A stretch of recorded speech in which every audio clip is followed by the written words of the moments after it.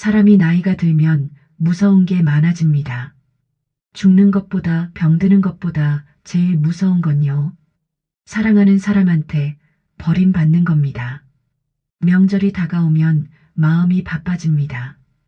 2024년 9월 추석 연휴를 이틀 앞둔 새벽 충남 천안 낡은 빌라 4층 김말순 씨는 새벽 4시에 눈을 떴습니다. 잠이 오지 않았던 게 아닙니다. 설레서 잠을 잘 수가 없었죠. 올해는 다를 거라고 생각했습니다. 작년 추석엔 아들 내외가 해외여행 중이라 오지 못했고 재작년엔 며느리가 친정 쪽 경조사가 있다며 하루만 얼굴 비추고 갔습니다. 그래서 올해는요. 올해는 꼭 다 같이 모여서 밥 한 끼 먹고 싶었습니다. 말순 씨는 부엌에 불을 켰습니다. 냉장고에서 미리 사둔 재료들을 꺼냈죠. 소고기 양지, 갈비, 애호박, 두부. 며느리가 좋아하는 잡채 재료도 빠뜨리지 않았습니다. 서연이가 잡채 좋아하지. 당면 불릴 때 참기름 넣으면 안 붙는다고 했었나? 혼잣말을 중얼거리며 앞치마를 두릅니다. 66년 인생, 40년 넘게 명절 음식을 해왔지만 손이 떨렸습니다. 좋은 떨림이었죠. 가족이 온다는 설렘. 그게 이 나이에도 남아있더군요. 오전 10시 전을 부치던 말순 씨의 휴대폰이 울렸습니다. 아들 김동현. 여보세요? 동현아, 몇 시에 와? 엄마 그게요. 아들의 목소리가 어두웠습니다. 평소 같으면 엄마 뭐해? 라고 밝게 물었을 텐데요. 오늘은 달랐습니다. 서연이가 몸이 안 좋대요. 이번 명절은 저만 갈게요. 말순 씨의 손이 멈췄습니다.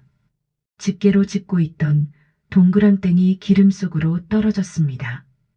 칙 기름이 튀었지만 그녀는 움직이지 않았습니다. 어디가 아픈데?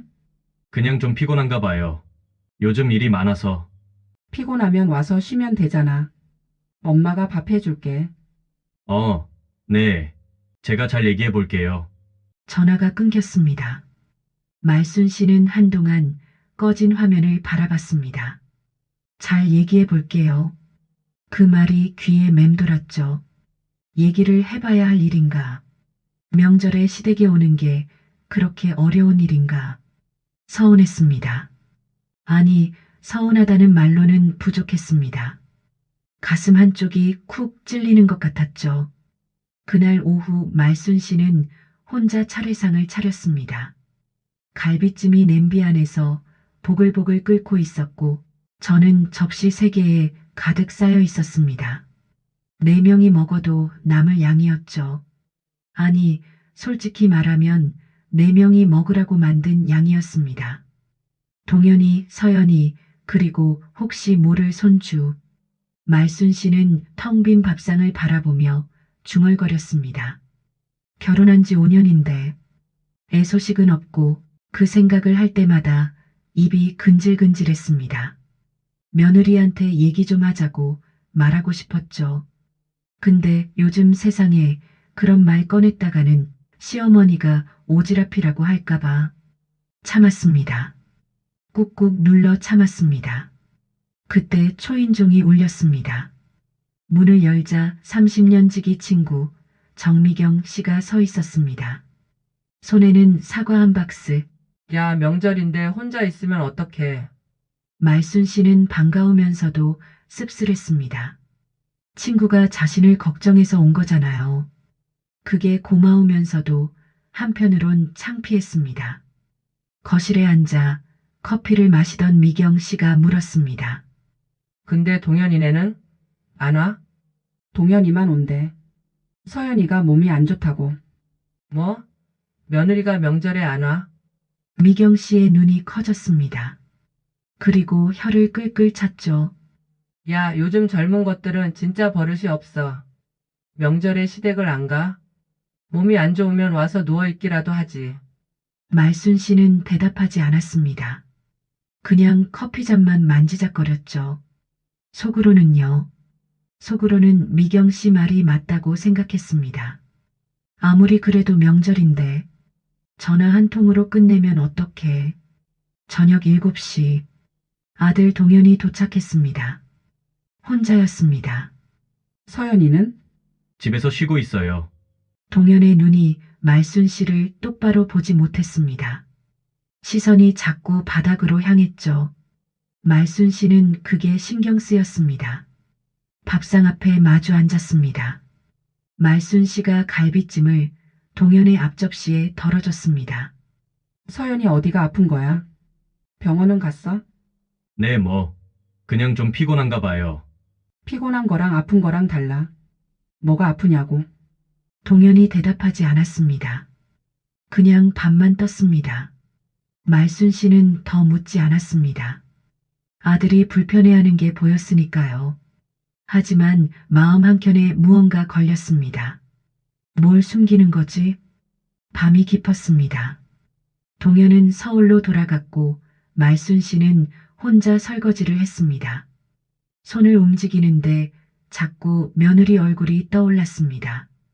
3개월 전 여름, 마지막으로 서연을 본 날, 그날 서연은 밥을 거의 먹지 않았습니다.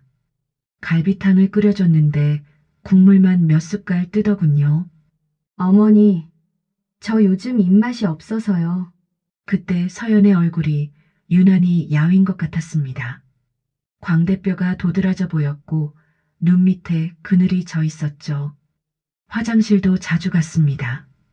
밥 먹다가 일어나고 거실에 앉았다가 또 일어나고 그땐 그냥 살 빼려나 보다 생각했습니다. 요즘 젊은 애들 다이어트에 환장하잖아요. 근데 지금 생각하니까요. 그게 아닌 것 같았습니다. 말순 씨는 그날 밤잠을 이루지 못했습니다. 이불 속에 누워 천장을 바라봤습니다. 시계 초침 소리만 똑딱똑딱 울렸죠. 며느리의 야윈 얼굴이 떠올랐습니다. 눈을 피하던 아들의 표정이 떠올랐습니다. 피곤한가 봐요라는 말이 귀에 맴돌았습니다. 설마, 말순 씨는 생각했습니다. 설마 그 애가 이혼하려는 건 아니겠지. 가슴이 철렁했습니다. 손이 차가워졌죠. 그래서 나를 피하는 건가? 헤어지자는 말 꺼내기 전에 거리를 두는 건가?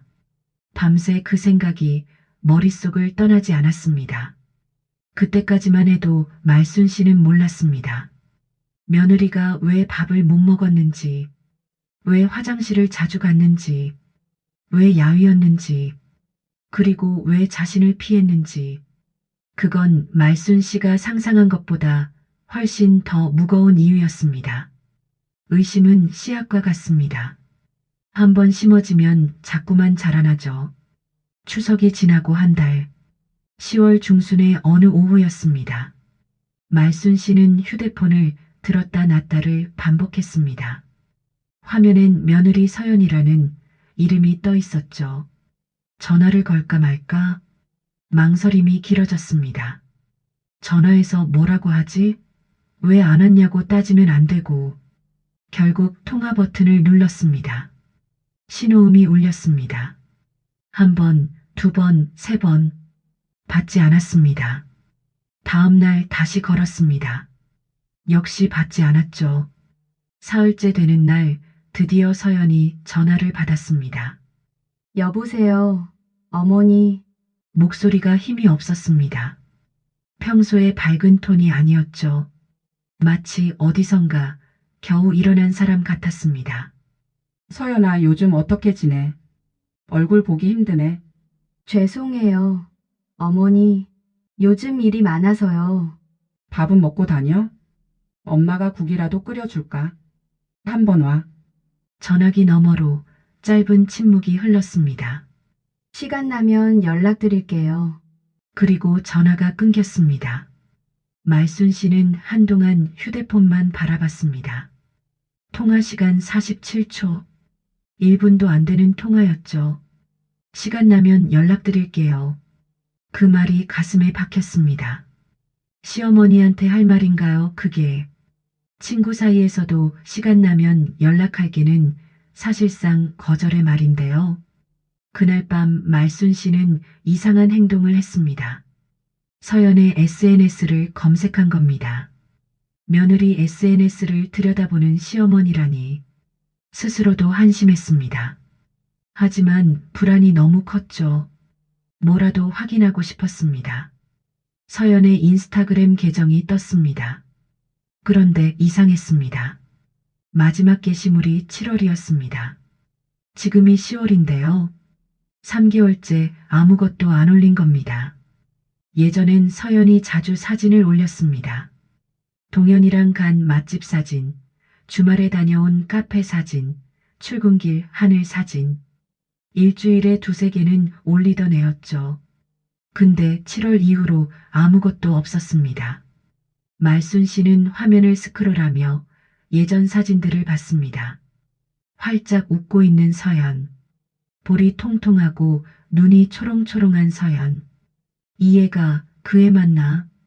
추석 전 여름에 봤던 서연의 모습이 떠올랐습니다. 푹 꺼진 볼, 기운 없는 눈. 완전히 다른 사람 같았죠. 며칠 후 친구 미경 씨가 집에 왔습니다. 거실에 앉아 커피를 마시다가 미경 씨가 물었습니다. 요즘 며느리 연락은 잘 되냐? 아니, 전화해도 잘 안 받아.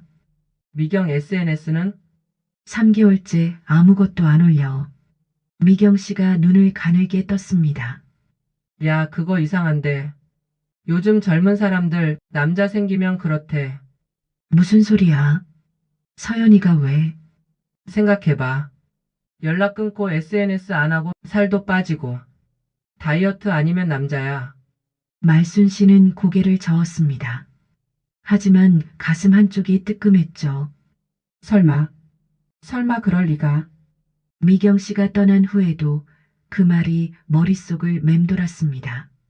11월 초 말순 씨는 결심했습니다. 직접 확인하기로요. 서연이 다니는 회사는 천안시 서북구에 있었습니다. 공기업 사무직, 점심시간은 12시부터 1시. 말순 씨는 그 정보를 기억하고 있었죠. 예전에 서연이 말해준 적이 있었으니까요. 11시 40분 말순 씨는 회사 건물 맞은편 버스 정류장에 서 있었습니다. 모자를 눌러 쓰고 마스크를 했습니다. 누가 보면 우습겠죠. 시어머니가 며느리를 미행하다니. 그냥 확인만 하는 거야. 밥 잘 먹고 다니나. 스스로에게 변명했습니다. 12시 10분 회사 정문이 열렸습니다. 직원들이 하나둘 쏟아져 나왔죠. 말순 씨의 눈이 바빠졌습니다. 그때 서연이 보였습니다. 검은 코트를 입은 서연. 멀리서 봐도 야윈 게 티가 났습니다. 얼굴이 반쪽이 된 것 같았죠. 서연은 동료들과 인사를 나눴습니다. 그리고 걸어가기 시작했는데요. 방향이 이상했습니다. 회사 앞 식당과 반대쪽으로 가고 있었습니다. 어디 가는 거지? 말순 씨는 거리를 유지하며 뒤를 따랐습니다. 서연은 천안역 방향으로 걸었습니다. 5분쯤 걸었을까요? 역 근처의 한적한 골목으로 들어섰습니다. 조용한 카페 앞에서 멈췄습니다. 말순 씨는 전봇대 뒤에 몸을 숨겼습니다. 심장이 쿵쿵 뛰었죠. 서연이 카페 문을 열고 들어갔습니다. 그리고 한 남자 앞에 앉았습니다. 말순 씨의 눈이 커졌습니다. 40대 초반으로 보이는 남자였습니다. 단정한 인상에 안경을 쓰고 있었죠. 정장 차림. 뭔가 전문직처럼 보였습니다. 남자가 서연에게 뭔가 말했습니다. 서연이 고개를 끄덕였습니다. 그리고 남자가 서연의 손을 잡았습니다. 서연이 고개를 숙였습니다. 어깨가 떨렸습니다. 울고 있었습니다. 며느리가 낯선 남자 앞에서 울고 있었습니다. 말순 씨의 손이 떨렸습니다. 다리에 힘이 풀렸죠. 전봇대를 붙잡고 서 있는 게 고작이었습니다. 저게 뭐야? 저 남자가 뭔데 우리 며느리 손을 잡아? 머릿속이 하얘졌습니다. 미경 씨의 말이 떠올랐습니다. 남자 생기면 그렇대. 진짜였어? 진짜 바람이 난 거야? 카페 유리창 너머로 두 사람이 보였습니다. 남자가 서연의 손목 안쪽을 살피는 것 같았습니다. 뭔가 확인하는 듯한 제스처였죠. 하지만 말순 씨의 눈에는 그게 보이지 않았습니다. 오직 두 사람이 손을 맞잡고 있다는 것, 서연이 울고 있다는 것만 보였습니다. 5년이야.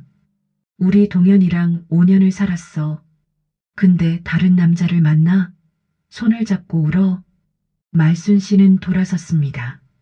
더 이상 볼 수가 없었습니다. 비틀거리며 골목을 빠져나왔습니다. 눈앞이 흐릿했죠. 눈물인지 분노인지 모를 것이 앞을 가렸습니다. 그날 밤 말순 씨는 잠을 이루지 못했습니다. 천장을 바라보며 생각했습니다. 동현이한테 말해야 하나? 말해야 하지. 손이 휴대폰으로 갔습니다. 하지만 차마 전화를 걸 수 없었습니다. 아들한테 내 마누라 바람났다고 말하는 어머니라니. 그게 뭔가요? 근데 모른 척하면 동현이만 바보 되잖아. 말순 씨의 마음속에서 분노가 부글부글 끓어올랐습니다. 알아야 해. 동현이가 알아야 해. 그녀는 결심했습니다. 내일 아들에게 말하기로요. 세상에서 가장 하기 싫은 말이 있습니다. 아들에게 내 아내가 다른 남자를 만났다고 말하는 것. 그게 바로 그 말이었죠. 11월의 어느 저녁, 말순 씨는 밤새 뜬 눈으로 지새웠습니다. 카페에서 봤던 장면이 눈을 감아도 떠올랐거든요. 서연의 손을 잡던 남자, 어깨를 떨며 울던 며느리. 말해야 해. 동현이한테 말해야 해. 아침이 밝았습니다. 말순 씨는 휴대폰을 들었습니다. 동현아, 오늘 퇴근하고 엄마 집에 들를 수 있어? 네? 무슨 일 있어요? 그냥 와. 할 말 있어. 전화를 끊고 나니 손이 떨렸습니다. 저녁 7시 현관문이 열렸습니다. 동현이 들어왔습니다. 작업복 위에 점퍼를 걸친 모습. 세종 현장에서 바로 온 것 같았죠. 얼굴에 피로가 가득했습니다. 엄마, 무슨 일이에요? 전화 받고 깜짝 놀랐잖아요. 말순 씨는 대답하지 않았습니다. 그냥 거실 소파에 앉으라고 손짓했죠. 두 사람이 마주 앉았습니다. 거실에 무거운 침묵이 흘렀습니다. 시계 초침 소리만 똑딱똑딱. 말순 씨가 입을 열었습니다. 동현아, 네, 엄마가 어제 서연이를 봤어. 동현의 표정이 굳었습니다. 눈빛이 흔들렸죠. 회사 앞에서 봤는데 서연이가 어디론가 가더라고. 천안역 근처 카페에서 어떤 남자랑 만나더라. 손잡고 있었어. 서연이가 울고 있었고. 말순 씨의 목소리가 점점 높아졌습니다. 동현아, 그 남자가 누구야? 내가 알아? 동현이 대답하지 않았습니다. 고개를 숙인 채 바닥만 바라봤죠. 왜 말을 안 해? 몰라서 그래? 알면서 그래? 여전히 침묵. 말순 씨의 인내심이 바닥났습니다. 내 마누라 바람났어. 소리를 질렀습니다.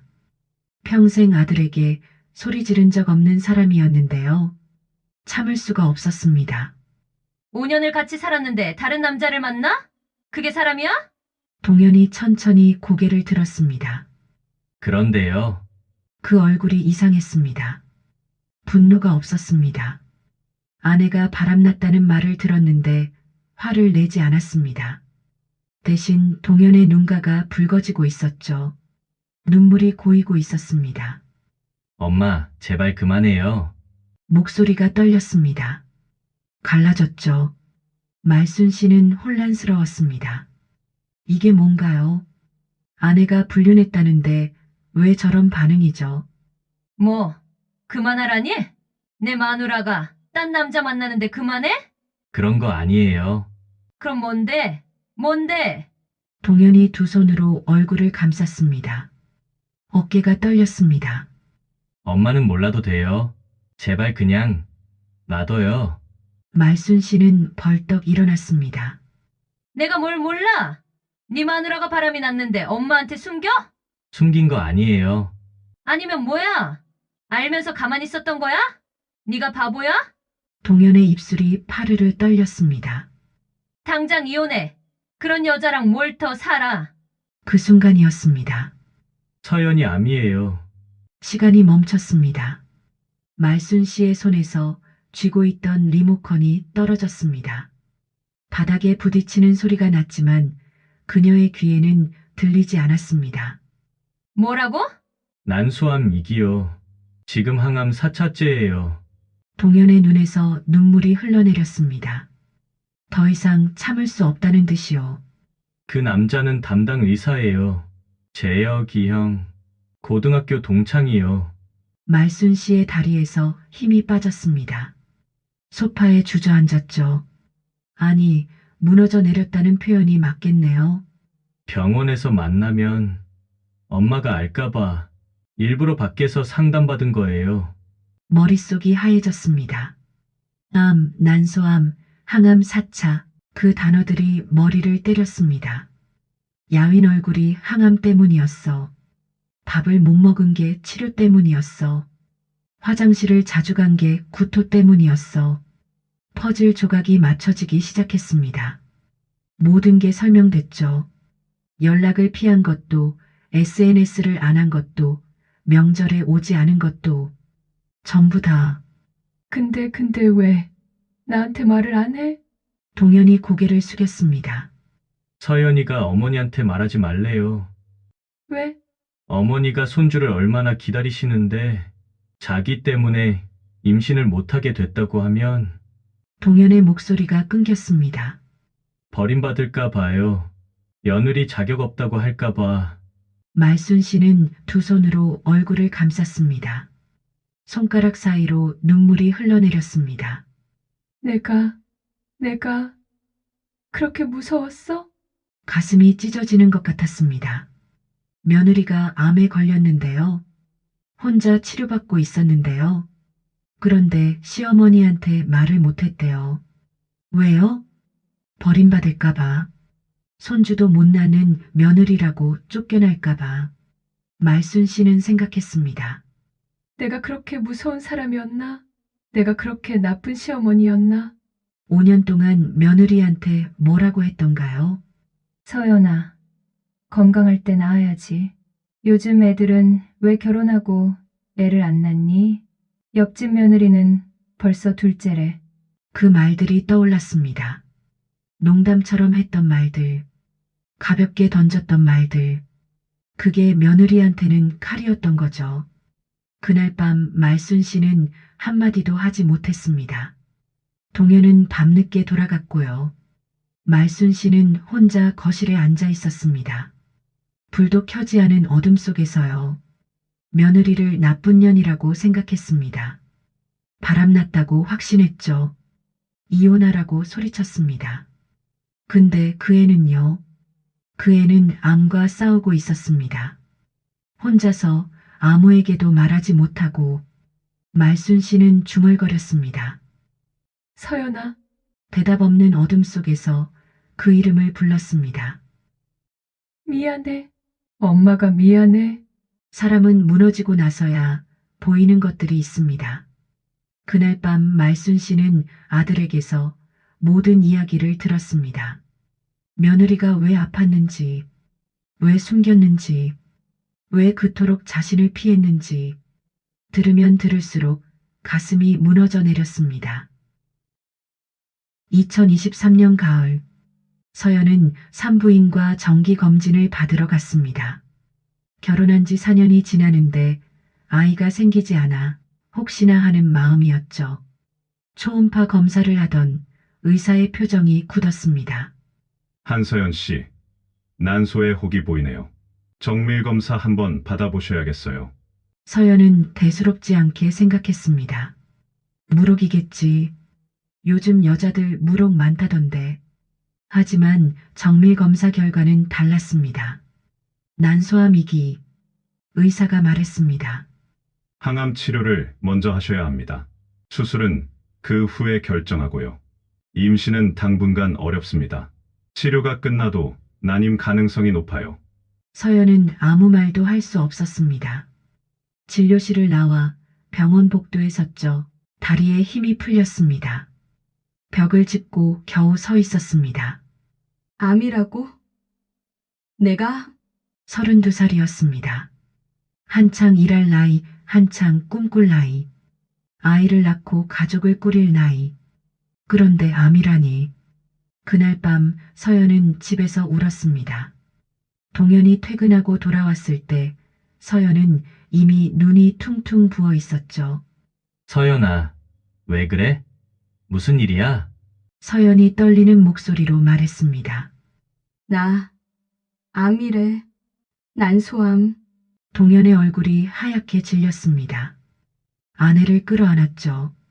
두 사람은 한참을 말없이 울었습니다. 한참 후 동현이 말했습니다. 엄마한테 말하자. 엄마가 알면 도와주실 거야. 서연이 고개를 저었습니다. 격하게요. 안 돼. 어머니한테는 절대 말하면 안 돼. 왜? 우리 엄마 그런 사람 아니야? 내 편 들어주실 거야? 서연의 눈에서 다시 눈물이 흘렀습니다. 어머니가 손주를 얼마나 기다리시는데 나 때문에 아이를 못 갖게 됐다고 하면 서연아, 버리시면 어떡해. 손주도 못 낳는 며느리라고 나가라고 하시면 어떡해. 동현은 아무 말도 하지 못했습니다. 아내의 두려움이 너무나 깊었거든요. 제발 어머니한테만은 비밀로 해줘. 치료 끝나면 그때 말할게. 제발. 동현은 결국 고개를 끄덕였습니다. 그게 1년 전 일이었습니다. 말순 씨는 아들의 이야기를 듣고 두 손으로 얼굴을 감쌌습니다. 그 애가 나한테 버림받을까봐 그랬구나. 1년 동안 혼자 항암을 받았구나. 아프면서도 나한테 말 한마디 못하고. 눈물이 멈추지 않았습니다. 주름진 볼을 타고 계속 흘러내렸죠. 말순 씨는 생각했습니다. 내가 뭐라고 했지. 결혼하고 나서. 서연아, 애는 건강할 때 낳아야지. 나이 들면 힘들어. 빨리 가져. 옆집 며느리는 신혼 때 바로 생겼다더라. 농담이었습니다. 그냥 어른들 하는 말이었죠. 나쁜 뜻 없었습니다. 하지만 서연에게는요. 그 말들이 전부 칼이었던 겁니다. 아이 못 낳으면 쫓겨난다. 시어머니한테 인정받으려면 손주를 안겨드려야 한다. 그렇게 들렸던 거죠. 말순 씨가 벌떡 일어났습니다. 엄마, 어디 가요? 서울 병원. 지금요? 밤 9시예요. 면회 시간 끝났어요. 말순 씨는 대답하지 않았습니다.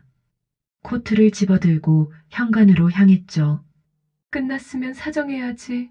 문 앞에서 기다리면 되지. 엄마, 1년 동안 혼자 아팠어. 1년이야. 근데 엄마는 그것도 모르고 바람났다고 소리 질렀어. 말순 씨의 목소리가 갈라졌습니다. 가야 해. 지금 안 가면 평생 후회해. 밤 10시 서울 강남의 대학병원. 말순 씨는 택시에서 내려 병원 로비로 뛰어갔습니다. 숨이 찼지만 멈출 수 없었죠. 안내 데스크에서 간호사가 말했습니다. 면회 시간은 오후 8시까지입니다. 내일 오세요. 제발요. 딱 5분만요. 5분만 보게 해주세요. 규정상 어려워요. 말순 씨는 간호사 앞에 두 손을 모았습니다. 제 며느리가 거기 있어요. 1년 동안 아픈 줄도 모르고 오해만 하고 살았어요. 제발요. 눈물이 흘렀습니다. 66년 인생, 남 앞에서 이렇게 운 적이 없었죠. 간호사의 표정이 흔들렸습니다. 잠시 망설이다 말했습니다. 5분만요. 정말 5분만이에요. 항암주사실. 조용한 병실이었습니다. 희미한 불빛 아래 침대가 여러 개 놓여 있었죠. 말순 씨는 천천히 걸어 들어갔습니다. 세 번째 침대, 거기 서연이 누워 있었습니다. 머리카락이 많이 빠져 있었습니다. 얼굴은 창백했고 볼은 푹 꺼져 있었죠. 링거줄이 팔에 꽂혀 있었습니다. 말순 씨의 심장이 찢어지는 것 같았습니다. 저렇게 됐는데 나한테 말을 못했구나. 발소리에 서연이 눈을 떴습니다. 흐릿한 눈으로 말순 씨를 바라봤죠. 어머니, 서연의 눈이 커졌습니다. 당황한 표정이었죠. 일어나려고 했지만 몸에 힘이 없었습니다. 어머니, 왜, 어떻게 여기, 말순 씨는 침대 옆에 무릎을 꿇듯 앉았습니다. 서연의 마른 손을 두 손으로 감싸쥐었죠. 왜 말 안 했어? 어머니, 왜 혼자 아팠어, 이 바보야. 서연의 눈에서 눈물이 흘렀습니다. 어머니, 죄송해요. 손주도 못 낳는 며느리라서 실망하실까봐. 그게 무슨 소리야? 말순 씨가 서연의 손을 이마에 갖다 댔습니다. 눈물이 서연의 손등 위로 떨어졌죠. 손주 100명보다 내가 먼저야. 서연이 숨을 멈췄습니다. 너 없으면 손주가 무슨 소용이야. 내 며느리잖아. 내 딸이잖아. 서연이 울음을 터뜨렸습니다. 1년 동안 참았던 울음이었죠. 아프다고 말하지 못해서 삼켰던 눈물. 혼자라고 느꼈던 외로움. 버림받을까봐 두려웠던 마음. 그 모든 게 한꺼번에 쏟아져 나왔습니다. 말순 씨가 서연을 끌어안았습니다. 마른 어깨를 감싸 안고 등을 토닥였죠.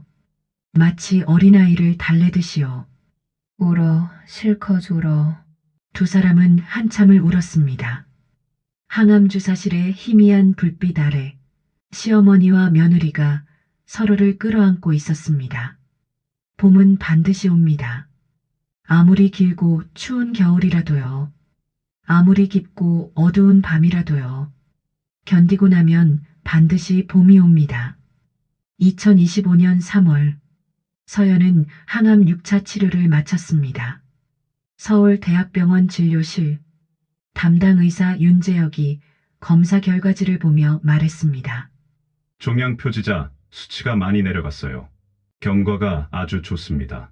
서연의 눈에 눈물이 고였습니다. 옆에 앉은 말순 씨가 서연의 손을 꽉 쥐었죠. 이대로 가면 좋은 결과 기대해도 됩니다. 정기검진 잘 받으시고요. 진료실을 나서며 말순 씨가 말했습니다. 됐다. 이제 됐어. 서연이 고개를 끄덕였습니다. 두 사람은 병원 복도에서 서로를 끌어안았습니다. 지난 4개월은 말순 씨 인생에서 가장 바쁜 시간이었습니다.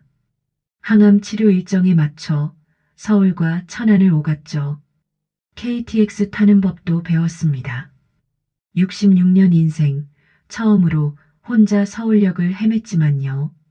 그까짓 게 대수겠습니까? 병원에 갈 때마다 음식을 싸갔습니다.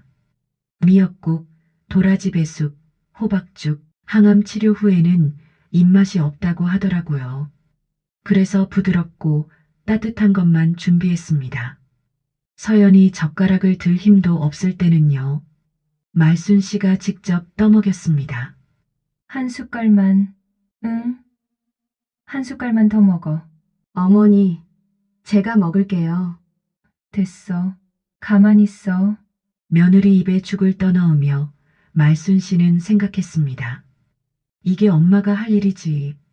처음부터 이랬어야 했어. 어느 날 서연이 물었습니다. 어머니, 저 때문에 너무 고생하시는 거 아니에요? 말순 씨는 서연의 머리를 쓰다듬었습니다. 항암 때문에 빠진 머리카락. 듬성듬성 남은 머리칼 사이로 두피가 보였죠. 무슨 소리야? 네가 아플 때 내가 옆에 없었잖아. 1년이야. 1년 동안 혼자 아팠어. 그 시간, 이제 엄마가 갚는 거야. 서연의 눈시울이 붉어졌습니다. 어머니, 그리고 말이야. 말순 씨가 서연의 손을 잡았습니다. 이제 나한테 존댓말 하지 마. 엄마라고 불러. 서연이 울었습니다. 소리 없이 눈물만 흘렀죠. 작은 목소리로 말했습니다. 엄마, 말순 씨도 울었습니다. 평생 듣고 싶었던 말이었거든요. 4월 천안에 벚꽃이 피었습니다. 말순 씨 집 앞 골목에도 벚나무가 있었죠. 30년 넘게 본 나무인데 그에 본 벚꽃이 유난히 예뻐 보였습니다. 그날 오후 서연이 천안에 왔습니다. 퇴원한 지 2주째. 아직 완전히 회복된 건 아니었지만요. 얼굴에 혈색이 돌기 시작했습니다. 머리카락도 다시 나고 있었죠. 짧고 보송보송한 새머리카락. 마치 갓 태어난 아기 머리 같았습니다. 엄마, 저 머리 짧으니까 어때요? 말순 씨가 웃었습니다. 이쁘네. 우리 딸 뭘 해도 이쁘지? 두 사람은 골목길을 걸었습니다. 벚꽃잎이 바람에 흩날렸죠. 분홍빛 꽃잎이 어깨 위로 떨어졌습니다. 벤치에 나란히 앉았습니다. 한참을 말없이 앉아 있었습니다. 벚꽃을 바라보며요. 바람 소리를 들으며요. 서연이 먼저 입을 열었습니다. 엄마, 죄송했어요. 뭐가? 피하기만 해서요. 연락도 안 하고, 명절에도 안 가고, 말순 씨가 고개를 저었습니다. 나도 미안해. 내가 무서운 시어머니였나 봐. 아니에요. 그런 거 아니에요. 서연이 말순 씨를 바라봤습니다. 저도 엄마가 좋아서 실망시키기 싫어서 그랬던 거예요. 말순 씨의 눈가가 촉촉해졌습니다. 좋아서 말 못했다. 실망시키기 싫어서 숨겼다. 그게 이 아이의 마음이었던 거죠. 미워서 피한 게 아니었습니다. 버리려고 연락 끊은 게 아니었죠. 사랑해서 말 못했던 겁니다. 말순 씨가 서연의 손을 잡았습니다. 서연아, 네, 엄마. 이제는 내가 널 피하지 않을게. 서연이 고개를 갸웃했습니다. 아프면 아프다고 해. 힘들면 힘들다고 해. 그게 가족이야. 다신 혼자 앓지 마. 알았지?